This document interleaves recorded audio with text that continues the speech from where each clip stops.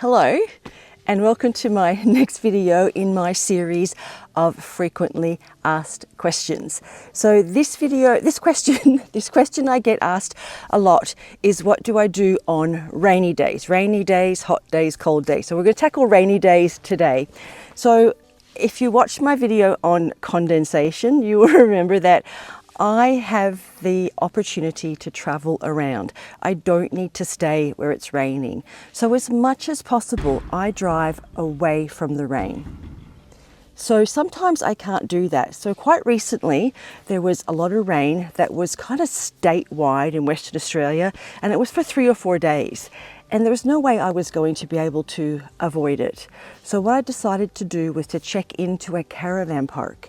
So I checked into a caravan park and I did laundry, I did art, and I did something I very rarely do. I binged watched some television shows. So I very rarely watch shows on the road. But when I check into a caravan park, I have unlimited power. I have Starlink now, so I can put Starlink out and I can get the internet. And I binge watched The Orville, and it's on a free app, SBS On Demand if you're in Australia. And I just binge watched 3 seasons of a television show. So when I'm at a caravan park, I can use the kitchen and things like that. In the question it was, what do I do like for my chores? What do I do for cooking, making tea, things like that. So if it's going to be a long period of time, ideally check into a caravan park and use their facilities. I had nice hot showers, I can do laundry, I can use their kitchen, so I'm not having to do it in the van. Abby is quite happy in the van, and again, where I am, it doesn't rain non-stop.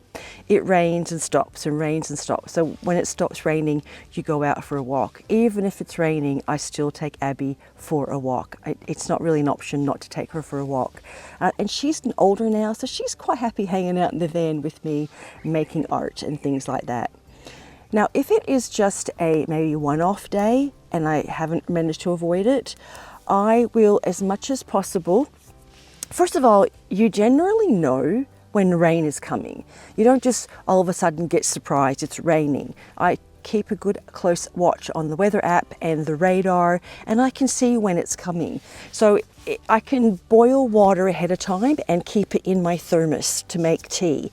I can make sure I have food cooked, and I will just eat cold food. So I'll make like a wrap or something like that. I'll just have a cold meal instead of cooking in the van if I have to keep it all closed up. That's probably mostly it. And then as soon as I can, I get away from the rain and open up the van and everything is good. I do have like my art I can do in the van. I can do reading. I will edit videos for you. I will work on my book. I never run out of things to do. I have crossword puzzles. I love to do crossword puzzles. So I have lots of things that I can do in the van when it's raining, but again, as much as possible, I avoid it. One of the benefits of this lifestyle is my home is on wheels and I can move. There's a saying, I can't remember who says it, says, you're not a tree. If you don't like where you are, move. And that's what I do. As much as possible, I stay away from the rain. So it has got really cold here now, and I'm like, it's time to go a bit further north and to get into the warmer weather. All right, that is the answer to that question. I hope you enjoyed this video. If you did, please give it a thumbs up. And again, any other questions you have, please leave them in the comments. I'm really trying to get this series finished, and then we'll get back onto the longer format videos.